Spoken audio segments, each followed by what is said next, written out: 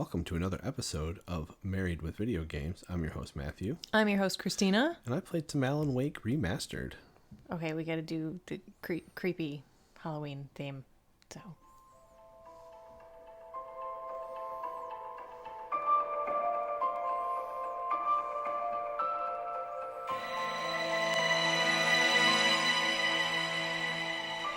Okay, that's it. That was the Alan Wake theme. It was pretty good. He was alright, I guess. It was alright, I guess. So what'd you think of Blocko Land? He was alright, I guess. This was our Halloween game. It was our Halloween game. It fits. It does. It wasn't Little Nightmares 2. No, and it wasn't Resident Evil Village either. Oh, yeah. I'll play that eventually. At some point. It'll go on sale. Black Friday sale. Like It'll be fine. 2 years from now. Yes. And I'll be like, oh, I forgot about this game. They're on Resident Evil 10. They are. And the Resident Evil 4 remake and the 5 remake. Yeah, apparently Resident Evil 4 is in VR. Or they made a VR one, too. Wow. Yeah, whatever. Uh-huh. Synopsis, everybody. I pulled this from remedy.com. Troubled author Alan Wake is on a desperate search for his missing wife. A horror story he has supposedly written is coming true, and his grip on reality is threatened as he confronts a hostile presence. The tense, episodic story is packed with twists, cliffhangers, and intense combat, where it takes more than bullets to banish the darkness. Blum, blum, blum. Happy Halloween. That's it. That's the podcast. That's the podcast. Yeah, that pretty much sums it up. Yes, you pitched this game to me, and probably on a podcast as well, that it's basically like a Stephen King novel. Like you're playing through a Stephen King novel. Yes, except there's no weird, creepy, off twist at the end. There was kind of an off twist at the end. Not as weird as Stephen King, but yeah, there was still a little bit of a twist. Stephen King is a loon bag. If Stephen King is listening to this, he does not speak for me. I got the loon bag from her, Stephen King, so just be aware. The loon bag. Loon bag, that's what we call him. The loon bag. No, Alan Wake was originally released on the Xbox 360 May 10th of 2010. It was remade and released October 5th, 2021 for all systems except the Nintendo Switch. We played this one on the PS5. Heck yeah, we did. PS5. Load times were pretty good for it being on all systems. It was pretty quick. Yeah, I mean, the graphics weren't anything like super spectacular, but I'm sure compared to what the original was 11 years ago, it was probably worlds better. The models of the characters were touched up a lot more than the world itself was. Yeah, that's what I read online. The world itself was actually very revolutionary for its time. Oh, I'm sure. I mean, again, it's still pretty good, and it's 11 years old, so. Yeah. Let's give them some reviews. Okay. Let's do it. So, Metacritic, it has an 83 from critics, 8.2 from users. That is the original release. So, the remastered version has a 79 from critics and an 8.1 from users. So, pretty much the same for both versions. Yeah, it really hasn't changed that much. Okay. I don't remember what I pulled for which. So, comicbook.com I grabbed for our positive review. Now I gotta move. We're recording in a different spot, so I gotta move things around. Comicbook.com's positive review. Alan Wake remains a tense thriller that will keep players on the edge of their seats and is a testament to how sometimes less can be more, even in relatively big-budget game designs. Alan Wake Remastered presents an opportunity for a new generation of players to experience a gem that never got its due, and they'd be foolish not to take advantage. Still, they may want to keep on the lights when they do. Mm-hmm. Solid. Yeah. Okay. The IGN for negative. Playing Alan Wake Remastered did make me wish for at least some light improvements to its interface. An on-screen stamina indicator for Wake's sprint ability would have been a plus, since judging how far you can run without him fatiguing feels like total guesswork. Uh-huh. Similarly, you're not really given much indication of incoming attacks from off-screen. While the dodge button is extremely effective anytime you see an axe spinning towards you, I found myself routinely copping a shovel to the back of the head with no time to anticipate and react to the blow. I didn't necessarily fully agree with that part, but definitely wanting a stamina meter. Yeah, his stamina is the worst. The fact that he had stamina at all adds to the thrill of it a little bit, but at the same time, it's like this could refill a little quicker. I think it took me until chapter 2 to realize that he actually had stamina, because there were a couple times where I was sitting on the couch watching you going, why aren't you running faster? Yeah. And then at one point you were like, God, stamina, what the heck? And I went, oh, that makes sense. It's too slow. He was too slow. Also, Alan Wake is kind of a dick. Yeah. I mean, that's a troubled writer for you. All you writers are just dicks. I'm not a dick all the time. Just 95%, like Alan Wake. Nah, he's like 99.5%. He's kind of the a-hole. Yes. Yeah. Yeah. Personality-wise, he's not the best. No, he's really rude and not enjoyable. And honestly, the darkness should have just gotten him. It kind of did. I did. It kind of did. Wait, is that a spoiler? That is very much a spoiler. It's a third-person action horror adventure. You use a flashlight to keep the darkness at bay, and it actually removes their shield, this darkness that encompasses them enemies. Once it's gone, you can use guns to kind of remove it. They have the worst flares in the world. We'll cover that later. Gosh, they have a yes. flare gun, which is kind of your one-hit kill weapon for most enemies. There was rifles, shotguns. The revolver is your main pistol that you always find. Yeah. And then Flashbangs. flashbangs and regular flares. Mm-hmm. And then you have one other thing. Oh, varying levels of flashlights. Yes. Yeah, you got what they call it, a lantern at the very end. That's like the huge giant flashlight. Yeah, like the lantern, meaning like one of those giant industrial strength Yes. flashlights, not a physical lantern. Yes, fair enough. That's pretty much the gameplay. You're running through, you're kind of dodging, and sometimes you just want to run from enemies to get to the next point of light that keeps you safe. When you're in the dark, you're not safe. When you're in the light, you're safe. Yes, and it's dark all the time. Yeah, the amount of daylight gameplay you have is minimal at best. Yes. They always find a way to get you back into the darkness one way or another. Yeah, even if it's you enter a building during the daytime and you were in there for 4 minutes, and when you come back after the cutscene, it's suddenly dark. Yeah. Which was actually, I think that was a point that he brought up of like, oh no, it's suddenly dark. I was like, oh God. One of the complaints I guess I did see online, although I think it was from users, it wasn't from an actual review, but people back in the day were annoyed that you couldn't just shoot the bad guys. You had to, get rid of their shields with the light before you could shoot them, and that got tedious after a while. I don't mind it. I think it's a valid point of gameplay that was there. The whole point was to remove the darkness from Yes. them. And if you could just It's a literal thing. yeah, it literally is what's happening. So if you could just kill them willy-nilly, you just give them guns. Yes. You just give them more guns, and there'd be no point to a flashlight other than to see, I guess. But at that point, you're just playing Doom 3. You're playing one of the old Doom games. Yeah.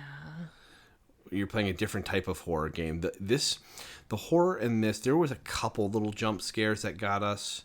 Yes. But for the most part, it was more the suspense of anything. It was more of a psychological thriller than it was an actual, jump out of you, scare your pants off game. There are some tense moments, though. Yes, there were 3 different times that I remember both of us jumped, but it was more for just, somebody suddenly appearing.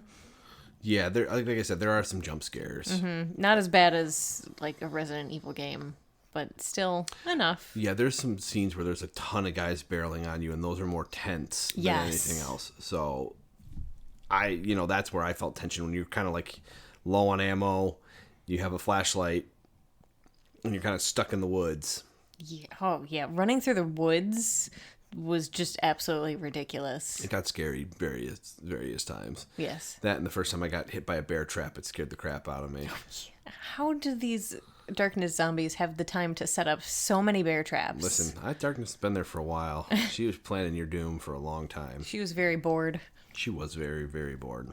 I do also have your stats that we can talk about, too. Do you want to do that in gameplay, or you want to do that up here? I don't care. Okay, well, I'll just kind of... I described this game as a Stephen King novel. It very much is. I mean, he references them like 10 times in the game. At least 3 times that I remember. He references other horror things and horror tropes and stuff like For that. sure. There's even a Butch Cassidy and the Sundance Kid reference. Yes. That's the sheriff. Oh, I loved the sheriff. Yeah, we can talk about that too in the story. Yeah, so I really liked this game because like I was saying earlier, the horror tone was just right here. I said decent scares, psychological horrors happening along the way, but it is really set well. The pacing is done like you're playing an episodic TV show. Yeah, it's literally broken up into episodes, episode 1 through episode 6. There's like a prequel as well. And then there's 2 bonus ones, and we've only played one of the bonus episodes. Yes, I've heard that they actually add to the story and like kind of give it, I don't want to say a better ending, but they kind of fill in some of the blanks of what happened, I guess. Yeah, so it fills out and fleshes things out for you. Yes. Either way, you're playing through the story, your wife gets kidnapped by this dark entity, and you're trying to save it. So it's you, your is it your publisher? Publicist or agent. Is it Barry? Barry.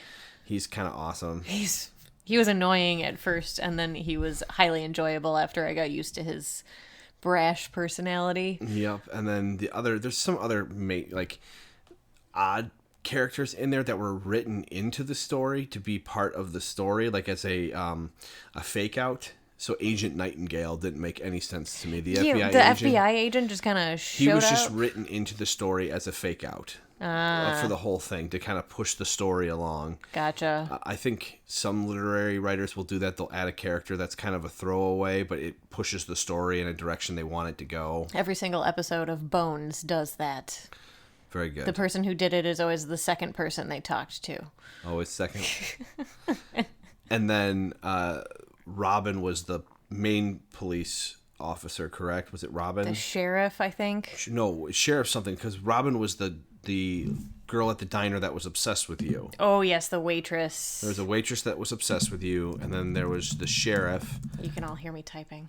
And then we also had, there was a doctor that was around a couple times, and then the radio guy, because you listened to him on the radio. Yes.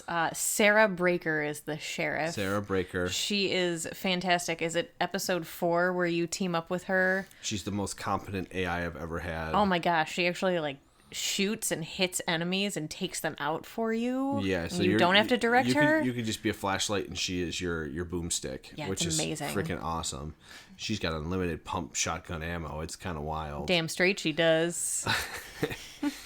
So you deal with them. You get to listen to some various radio shows around. It kind of fills in what's going on around that town, as well as watch Nights. Is it Night Springs? Night Springs, which is a play on the Twilight Zone. I almost said Twilight Zone Tower of Terror because I'm just used to Hollywood Tower of Terror. Yeah. Hollywood Tower Hotel.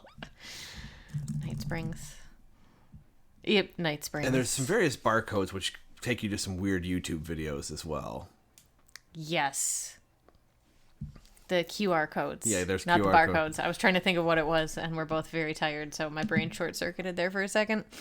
All in all, that really, even back in the day, I really enjoyed it. I actually, being older and replaying the game, I got a lot more of the references that I didn't know.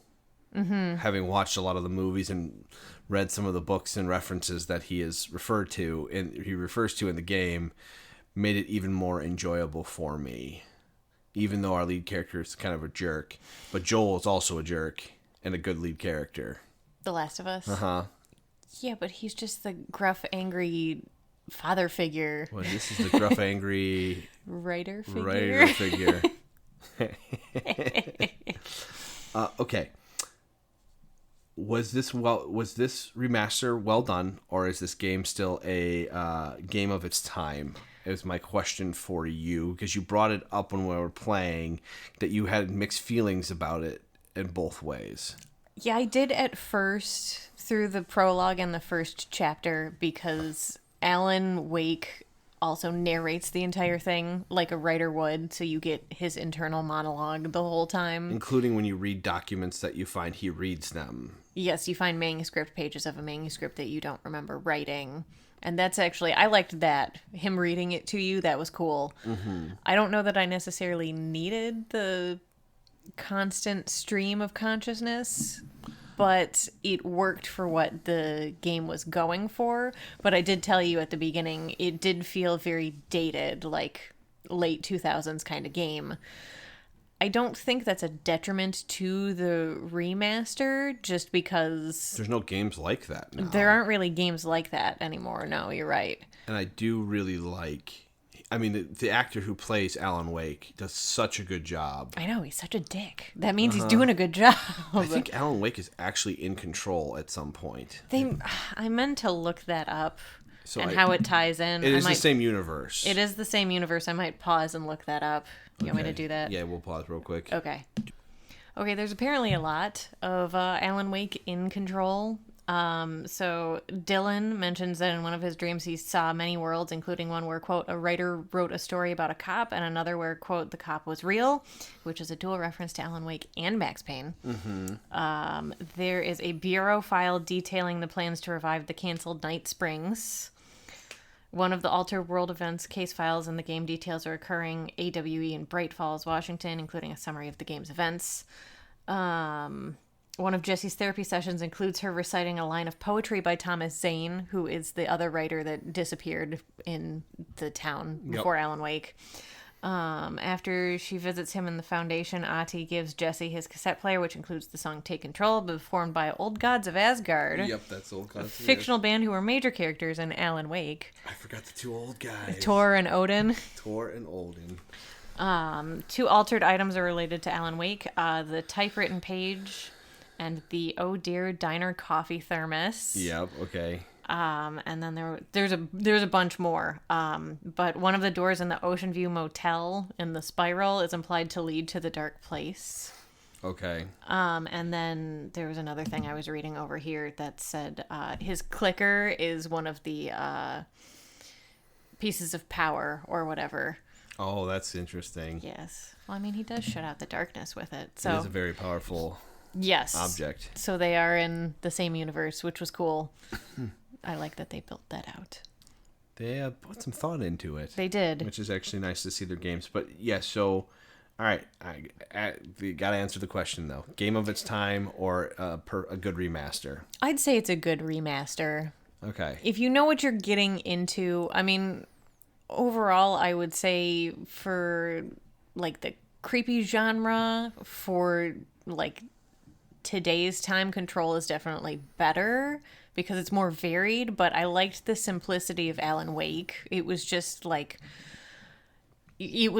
following through a novel, honestly, which is what they're going for because he's a writer. It made playing the game nice because we could get through like a chapter most evenings. Yes, you also played on easy.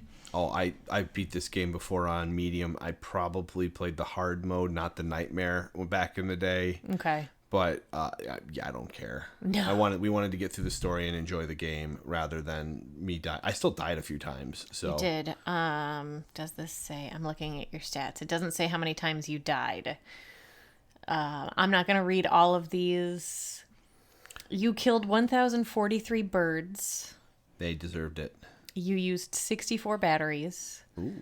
Manuscript pages found. So there's collectibles kind of for the sake of collectibles, as you called them. So you've got manuscript pages and coffee thermoses. The manuscript pages were cool because they kind of fleshed out the story. Yes. And it was funny because you'd collect a page for an event that hasn't happened yet, and then later it would happen. Yeah, that was really cool. And every once in a while you'd collect a page for an event that already happened, so it was cool to see that it was written out as well. Yes. Manuscript pages found, you found 80 out of 106. Mm-hmm. And coffee thermoses found, you found 85 out of 100. That's a solid B. That was pretty good. I know. That was the main thing that you hunted for, was coffee thermoses. The fact that I missed 15 is scary. There's probably a bunch when I was driving that I just missed. Also, we only found 12 of the 14 TV shows. I'm so sad about that. We missed the Night Springs. Those were like nice little 2-minute videos you could stop and watch. There was a couple that were super bad, and there was a couple that were just cheesy, and then the first one was actually pretty good. That really was like a Twilight Zone for me episode. Yes. I liked that one a lot. Yes. You had 179 kills with the revolver. And as we alluded to earlier, the flares are the worst flares in the world because you would light it and it would last for 5 seconds. 7 seconds. Yeah. They were not long-lasting flares. The flare gun was a quick shot. It would burst and kill something, sit there for a minute, and then fizzle out. Yep. So flashbangs were better because they went away immediately, but anything that got caught in the flashbang just died. Yes. Yeah. Mm-hmm. We really didn't go into the story very much in this podcast, but I think it's more fun to kind of... I would just play it and enjoy the story for what it is and figure it out. And it does, for me, it has a very Stephen King-esque ending, even though it's not, like you said, it's not as twisted as he would be. It still ends up in a not... It's not a unhappy ending, but it's also not a happy ending. No, it's not like the child orgy at the end of It, or the dude saves JFK and then goes back to real time and there's like a zombie apocalypse because he saved JFK. It's nothing weird like that. You're just staring at me. Yeah, you got some wild books in front of you. It's Stephen King books, man. Stephen King's a wild guy. He is. All right, what do you give this game? I would give it an 8. That's a fair assessment. I mean, this isn't... I admittedly, it's nostalgia for me, so it's like an 8.59 for me, but it's the nostalgia factor. If I was just playing this fresh, it would probably be a 7.58. I can see that. I have fond memories of sitting and playing this game because I remember I played it. It was out in May, but I didn't play it until like the fall, like Halloween time, like now. Nice. So it was more really enjoyable, like a chilly fall day, and like I didn't have anything to do, so I just played this. Yes. It was great. They also, I forgot to mention this earlier, but they got rid of all the product placement that was in the original. It was Duracell, wasn't it? It was Energizer for the batteries that you collect, and then I think it was Verizon for like cell towers or something. Oh, that's interesting. Yeah, they had a lot of product placement. They needed the sponsors to get this game out. Yes. Yeah, Remedy was really struggling back then. Yes. Not so much anymore. No, they're doing pretty good. They've got a good history here. I think that's about it, everybody. That was our Halloween game. This comes out on October 29th, so enjoy. Yeah, we wanted to do more. Being parents makes that very difficult. Yes, you also play D&D 2 nights a week, so then we only have 5 nights to game. Fun, if you listen and you want to do a D&D podcast, you just let me know, and we can super nerd. You guys are nerds. It's the best kind of nerd, though. I don't know, man. Listen, they're both WotC games. I guess that's fair. MTG and D&D. They're pretty good. They're all right, I guess. They're all right. We'll come full circle. All right, guys, we're at Gaming Marriage on Twitter, gamingmarriage@gmail.com. I apologize for sounding exhausted because I am. Babyface did not want to eat the second time he got up and then just wanted to be held. If I put him down, he screamed. If you tried to feed him, he screamed. And I tried to feed him, he screamed. He just wanted to be held. So pretty much from 3:30 till about 6:30, I was awake. I also spilled a salad that just fell out of the fridge everywhere. So my son is screaming. I'm sweeping up and cleaning off the floors while he's screaming, fixing formula, which he did not want to eat. That was my own personal Alan Wake nightmare. And I'm like, my wife's going to wake up. She didn't hear a peep of him screaming at that point. No, I heard him like 5:30ish because you tried to come back into the room after you put him down and he immediately started screaming. And I asked if you wanted me to feed him and you were like, no, and just left. Yeah. So 3:30 in the morning, if anyone else can comment in here, we have a 3-month-old son. If you've had children or you have a child around this age, let us know how your nights are going. If any of you tell us that they're sleeping through the night, we're going to call BS on you. Yes. That's all I have to say. Yes. Also, one final shout out to the one listener on Podcast Addict that listened to every single episode of our podcast in one day. You rock, buddy. Yes. I logged in and said, wow, that's a lot of listens. Yeah, we are super stoked that you took the time out to listen to everything here. Please, if you got any requests for us, any games you'd like to play, we're playing through Eastward. Eastward. Maybe we'll play through Guardians at some point. Yeah. I got a birthday coming up, so there's a lot of You got stuff a birthday on my coming up. list. There's Christmas. The February is going to be ridiculous for games. Yeah, I am probably going to forego all the other games for Elden Ring, even though Horizon Forbidden West comes out. Okay, that's okay. But Elden Ring is my I know you're so excited for it. It's my goat. It's already my goat. I haven't even played it. You also said that about Cyberpunk. See how that happened. Oh no! Don't you put that voodoo on my From Software. There also is a Bug Snacks expansion coming out. So my wife will be definitely stealing the PlayStation 5, and I'm sure it's going to be January or February of 2022. And there was the early access. No, not Little Devils Inside the early, not the early access. The early gameplay for the Haunted Chocolatier from Concerned Ape. Oh, yeah, I remember that actually. Yes, we'll go watch it after this. I just need more Stardew Valley in my life. And it's just like Stardew Valley 2. It is, just with you run a chocolate shop. And it's haunted. It's It's a haunted chocolate shop. chocolate and ghosts. What could be better? Carrie Craft would agree with us. Chocolate ghosts. Vegan chocolate ghosts Vegan chocolate ghosts. would be better. Excellent. Oh, you can tell we're tired, everybody. Yes. Yeah, happy Halloween, Carrie Craft and Tom Winters. We do this podcast. And them only. Them only. They are the biggest Halloween nerds I know. Yes. Well, one of them's the biggest Halloween nerd. The other one is Married to them? married to the Halloween nerd. Yes.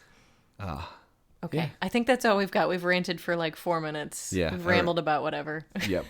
Everybody, we'll catch you next time. Happy Halloween. Happy Halloween. Ooh.